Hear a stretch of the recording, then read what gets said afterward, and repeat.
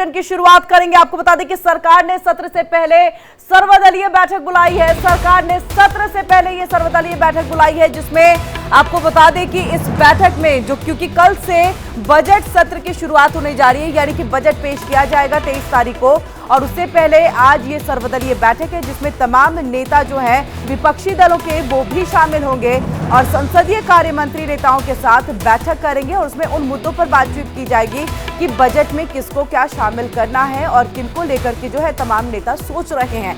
तो ये कई महत्वपूर्ण ऐसे पहलू हैं जिस पर इस बैठक में चर्चा होगी। कल से शुरू हो रहा है बजट सत्र, 23 तारीख को बजट पेश किया जाएगा वित्त मंत्री निर्मला सीतारमण की तरफ से, लेकिन उससे पहले आज ये सर्वदलीय बैठक बुलाई गई है।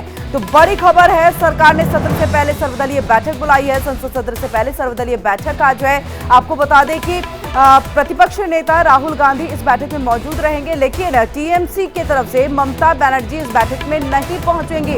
अभी तक की जो जानकारी मिल रही है, कल से शुरू हो रहा है संसद का मानसून सत्र और 23 तारीख को बजट जो है वो पेश किया जाएगा। वित्त मंत्री निर्मला सीतारमण की तरफ से ये बजट पेश होगा। पूरी तरह से तैयारी उनकी कर ली गई है और कल से जो सत्र की शुरुआत हो रही है उससे पहले आज ये सर्वदलीय बैठक बुलाई जा रही है, ताकि इस मानसून सत्र के दौरान तमाम विपक्षी दलों के जो नेता हैं उनकी तरफ से जो भी मुद्दे उठाए जाएंगे या बजट में जिसको भी उनको रखना है उस पर चर्चा की जाएगी। तो कल से शुरू हो रहा है संसद का मानसून सत्र। बड़ी खबर इस वक्त की, कल से शुरू हो रहा है ये सत्र। बजट पेश होगा 23 तारीख को।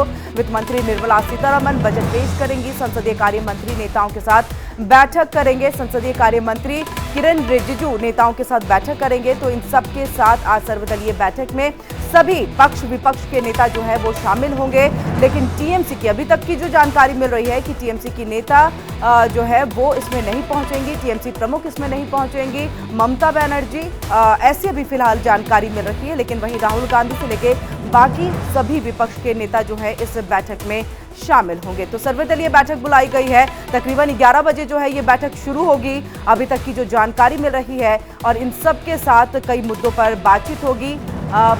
कल से ही जो है मानसून सत्र की शुरुआत हो रही है। 12 तारीख तक ये मानसून सत्र चलेगा, जिसमें तकरीबन आपको बता दें कि कई बिल को पेश किया जाएगा।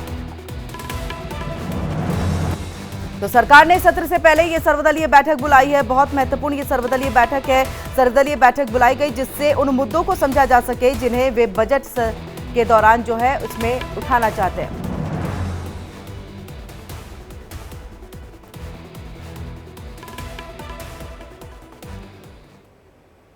और चलिए ज्यादा जानकारी और बातचीत के लिए हम सीधे रुक कर लेते हैं अपने संवाददाता रजत टंडन का। रजत, आपसे हम जानना चाहेंगे यहाँ पर कि सर्वदलीय बैठक बुलाई गई है, 11 बजे ये बैठक शुरू होगी।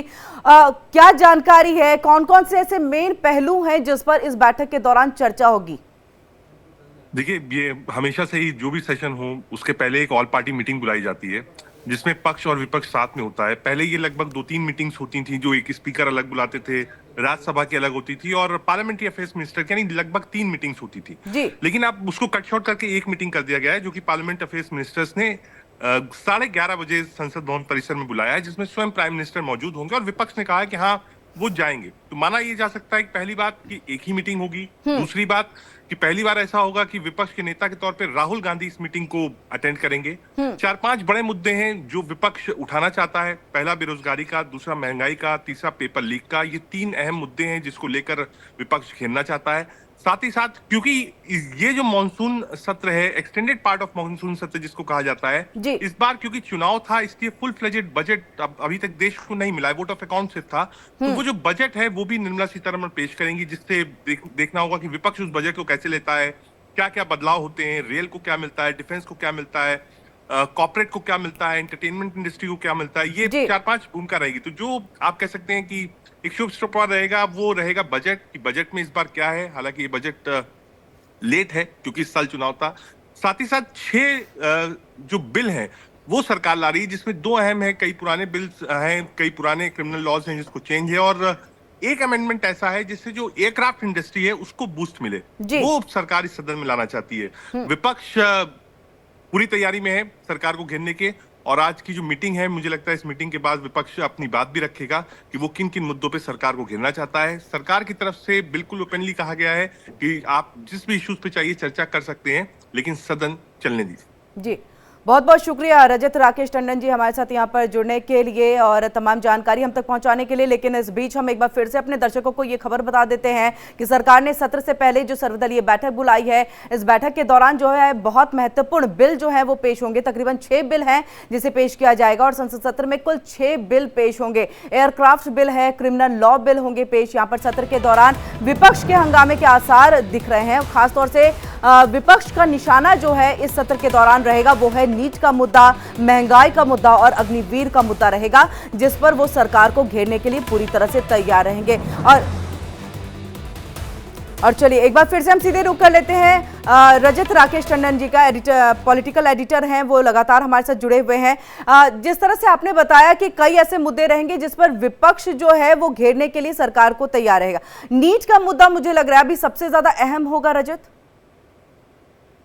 सरकार बहुत ओपन थी, मुझे लगता है कि क्योंकि मामला बड़ा है, उसमें सीबीआई इंक्वायरी भी हुई है, तो नीट के मसले पर क्योंकि बेरोजगारी से जुड़ा हुआ है, युवाओं से जुड़ा हुआ है, राहुल गांधी बार बार इसको उठाते आए, नीट के छात्रों से मिले भी हैं, तो नीट के मुद्दे पर लगातार विपक्ष एकजुट रहा है, उस मुद्दे को उठाएगा, महंगाई के मुद्दे को उठाएगा। और मुझे लगता है कि जिस तरीके से जम्मू एंड कश्मीर में जो अटैक्स हुए हैं, उन अटैक्स को भी लेकर विपक्ष प्रधानमंत्री से जवाब मांग सकता है। तो यहाँ पर महंगाई का मुद्दा और अग्निवीर भी कहीं ना कहीं विपक्ष के लिए बहुत बड़ा मुद्दा है रजत, जहां तक हम समझ पा रहे हैं, क्योंकि चुनाव से पहले भी अग्निवीर मुद्दे को लेकर के चुनावी मैदान में जो है विपक्षी पार्टियां उतरी थी और एक बार फिर से सत्र के दौरान उसको भी यहाँ पर मुद्दा बनाया जा सकता है।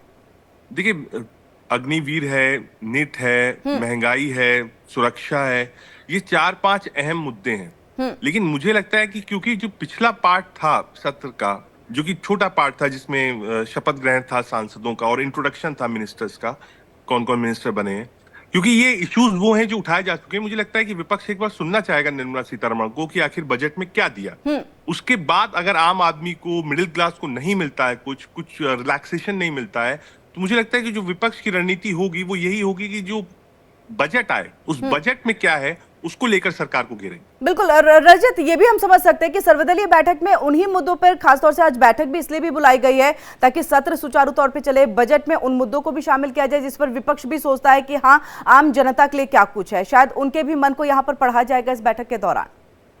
बिल्कुल, देखिए, विपक्ष जिन मुद्दों पर चाहे, ऑलरेडी बीएसी बन चुकी है, बिजनेस एडवाइजरी कमेटी बैठक, मुझे लगता है पहली बैठक होगी, तो इस हफ्ते में बजट के अलावा अगर कोई कुछ लेना है, मुझे लगता नहीं, क्योंकि बजट आएगा, पहले बजट आपको 3 दिन पास कराने में लगेगा।